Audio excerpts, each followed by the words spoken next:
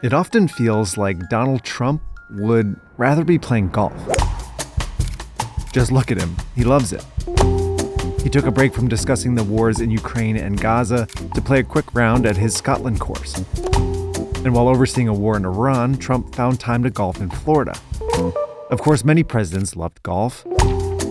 Obama played on 333 days over his 8 years in office.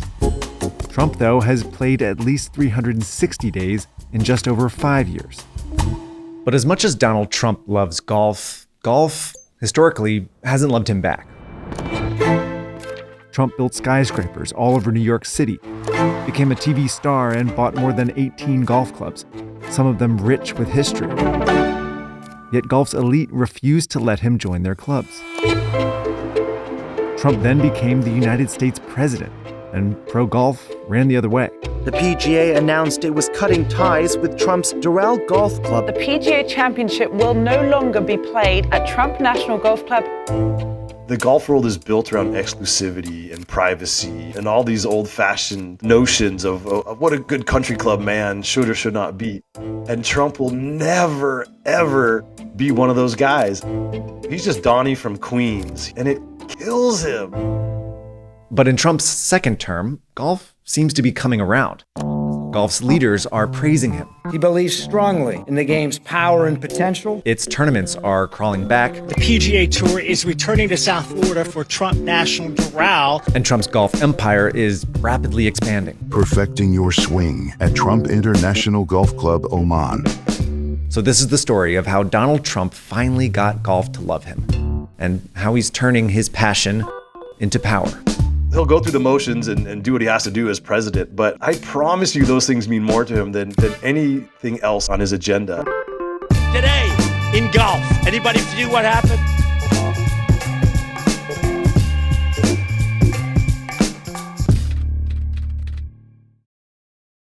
At the start of Trump's second term, pro-golf was in a crisis. So let's start with why. In the early 1900s, pro golf was a mishmash of tournaments in the US and UK. The most prestigious would become the four majors. The Masters was always at Augusta National Golf Club, while the others rotated among elite clubs. These were governed by men in exclusive associations. They weren't just golf's elites, but societies. Meanwhile, golf players didn't have much of a say. If they played well, they got paid, and if not, they didn't. That changed in the 1960s when a few fed-up pros created an organization called the PGA Tour. It set a schedule of tournaments, sold sponsorships, and shared the money with players who joined. All the best ones soon did. And over the following decades, sponsors and TV broadcasters paid more and more to advertise, next to its legends, superstars, and guys named Tiger. Looks very good. Straight in the hole. Amazing. By the 2020s, other tours had emerged, but none had the money or exposure to threaten the PGA Tour. It was elite players' only option, and more than a few were sick of it. The tour had bloated to more than 40 tournaments a year, most using the same 4-day format and the same old genteel broadcast. Oh, stay there, and it's coming back. Wow. It didn't really innovate because it didn't have to. The product got a little tired and stale. The growth was stagnant. Alan Shipnuck has covered golf for 30 years and written 10 books on it. It had not really ever evolved from how the product was presented and how the players were compensated. And it was an old-fashioned business operating in an outdated way. That made it vulnerable. In 2021, LIV Golf launched with no TV deal or players. Just 8 tournaments and a limitless pile of money, not from sponsors, but from the government of Saudi Arabia. For decades, oil made up the Saudis' whole economy. But as the world began using more alternative energy sources, the Saudis looked for other ways to make money. The job fell to Yasser Al-Rumayyan, governor of the trillion-dollar Saudi Sovereign Wealth Fund, and golf addict. He felt that funding a new tour could help modernize his country and lead to lucrative opportunities. Golf is this juicy vehicle for reaching business leaders and getting access to the halls of power. Yasser just believes in all those things, and he had the resources of the state behind him. LIV began paying players staggering sums to switch over from the PGA Tour. Nearly $125 million for a two-time major champion, and $200 million for a six-timer, more than 10 times their 2021 winnings. In its first year, LIV got dozens of players to defect.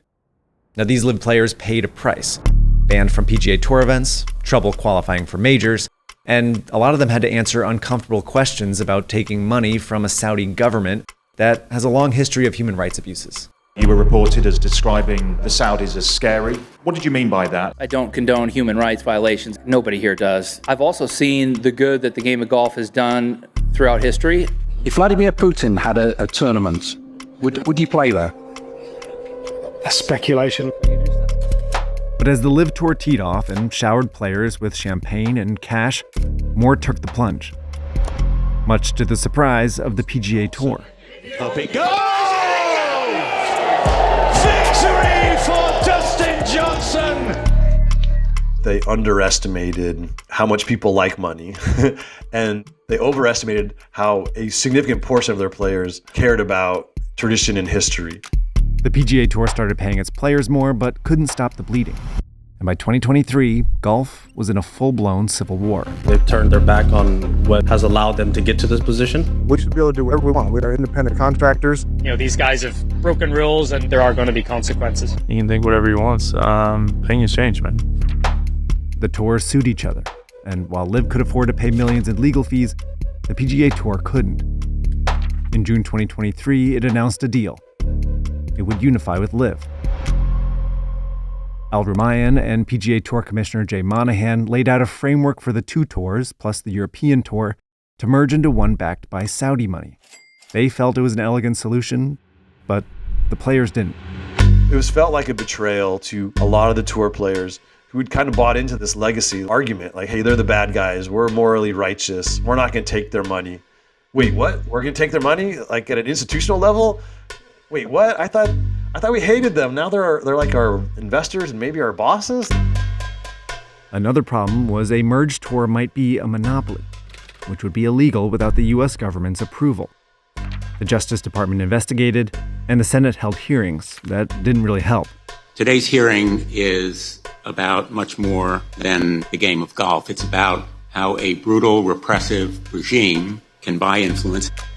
The two tours merger seemed dead until the U.S. elected a new president who could not have been more ideal for them.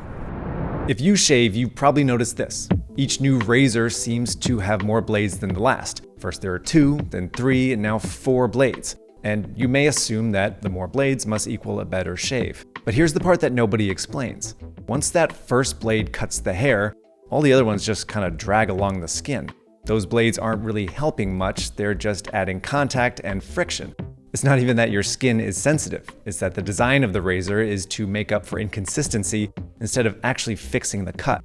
So what would make more sense is a razor blade that gets the cut right the first time.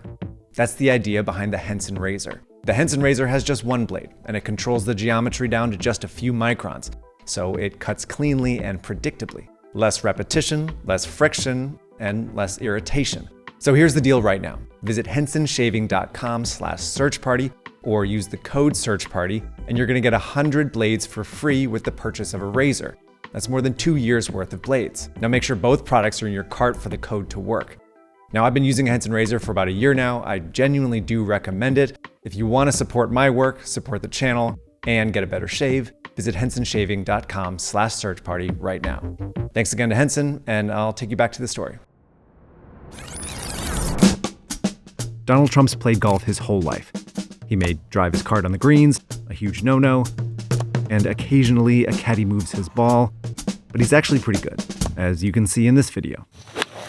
Oh, beautiful. Come on. Oh, what a shot! Beautiful. Thank you. Can you guys believe that driving? Get in there. Let's go! That's how we do it. In 1999, Trump bought a struggling Florida golf course and turned it into the luxurious Trump International. Over the next 15 years, he bought a dozen more and began hosting pro tournaments at them. First in women's golf, including women's US and British Opens, then a men's PGA Tour event at Doral. Still, Trump begged for a men's major. Hosting one wouldn't just earn him millions, it would put him in golf's inner circles. In 2014, Trump finally won the rights to host the 2022 PGA Championship at Bedminster. And rumors said he'd get a British Open at Turnberry next. Golf was just about to let Trump in until he ran for president. When Mexico sends its people, they're not sending their best. In response, the PGA Tour moved this tournament to Mexico City. Then in 2021, after Trump supporters stormed the Capitol, the PGA Championship moved to Oklahoma. These were incredible repudiations for a sport that's always been decades behind other sports on issues of race and gender. Golf took a stand, and that wounded Trump so deeply. But right as golf banished Trump, this new tour emerged. It had tournaments, but nowhere to play them. So it struck a deal with Trump. His opulence blended well with LIV's flashy style. They were golf tournaments wrapped up in a MAGA party. You can't make it. You can't. Let's go, Brandon! It meant that when Trump became president again in 2025, he had a unique interest in both tours and the power to approve their merger. The second Trump got reelected, everyone's like, don't worry about the antitrust. He'll make that go away. Now, the president doesn't technically approve corporate mergers directly, but he does pick the people who lead the agencies that do. Already this term, the Trump administration allowed a merger of two giant steel companies, two of the biggest U.S. credit card companies, and let studio Paramount Global merge with Skydance, helping its owner and Trump's close friend build a media behemoth. So a golf merger felt like a tap-in. Al-Rumayyan met Trump at sports events, while Monahan met him at the White House, then glazed him. He wants to see the game reunified. We want to see the game reunified. And his involvement has made the prospect of reunification very real. LIV kept its two tournaments at Trump clubs, while the PGA Tour gave one back. UK officials even began pushing for the British Open to go to Turnberry. Golf wasn't just falling in love with Donald Trump, it was making him king. You cannot overstate how much these things mean to Trump. Trump thought he was going to be the one who brings peace to the golf world, and that might be his ticket to finally getting into some of these clubs who never have him.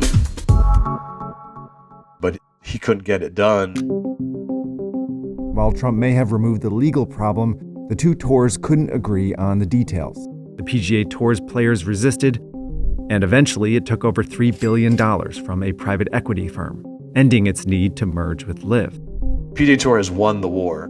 Now, LIV can keep going. Maybe it is the second most important tour in golf, but it tells you how far apart they were that they were able to just basically blow off the President of the United States and someone who now hosts tournaments on both tours. Even though Trump didn't reunify golf, he got the love and respect that he's always wanted from golf. And now he owns a golf empire that's getting him even more. Second term exhibits maximalism in terms of the president's profiteering. Donald Sherman leads Citizens for Responsibility and Ethics in Washington, which investigates government corruption. A significant portion of it is visits to his properties. During his first term, Trump made dozens of visits to his properties and golf clubs. But a year into his second term, he's already made more, spending more than a third of his time at them. Each visit funnels government money to his properties and signals that they are the places to access him. It's why special interest groups like crypto companies and advocacy organizations have paid to throw events at Trump's properties while they lobby him.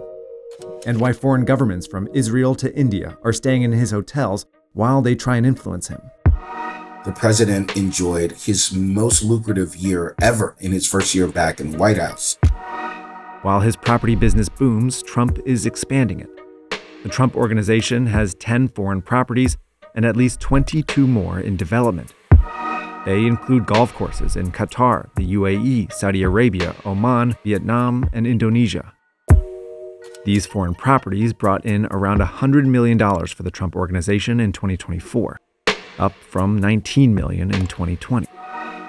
The issue is the Constitution explicitly prohibits Trump from profiting from foreign governments, because if he did, that foreign government can leverage their financial investment in that leader to get policy outcomes. 8 new properties are in partnership with one company, Dar Global, which has close ties to the Saudi government. Dar Global paid the Trump organization at least $26 million in licensing fees for just these 2. A Trump Tower near Dubai and a seaside resort in Oman, complete with a, quote, championship golf course. Since then, Trump's agreed to sell advanced fighter jets to Saudi Arabia and cutting-edge AI chips to Saudi Arabia and the UAE. Trump originally bought golf courses as a way to buy influence in the sport, but now he's also using them to sell his influence as the president. When foreign governments can buy a seat at the table, the American people suffer. The American people have less of a say. Trump's climbed back into golf's good graces and is making a fortune. But can he get that one thing that he wants most of all? The British Open is golf's oldest tournament and run by its most exclusive club, the Royal and Ancient Golf Club of St. Andrews. They've given the Open to Turnberry 4 times before Trump took over, and he's begging them for a 5th. They want to be back here very badly. They think I'm a controversial figure. Everybody says it's the best course in the world, but, sometimes controversy is good. Now, you'd think that owning one of the UK's most historic golf clubs, hosting tournaments for both major tours, and becoming the president twice would be enough to get a British Open. But for the most exclusive club in golf, apparently it isn't. The Tweedy gents who run that tournament absolutely refuse. They just don't want Trump to come in and overshadow their whole shows. They are the last line of defense on Donald Trump sports washing his own reputation, and they just won't do it. Thanks again for watching another episode of Search Party. We're coming out with stories every 2 weeks through the World Cup, and I could use your help with my reporting. We just launched a new website called newpress.com. It's a place where you can ask me questions, I can ask you questions, you can suggest stories, and I can get your help with my reporting. We launched a few months ago, and I've already gotten help from a ton of members, some really great story ideas, even some interviews. So I'd love to have you there as well. Just head over to newpress.com and you can sign up for free. Thanks again for watching, and we'll see you in a couple weeks.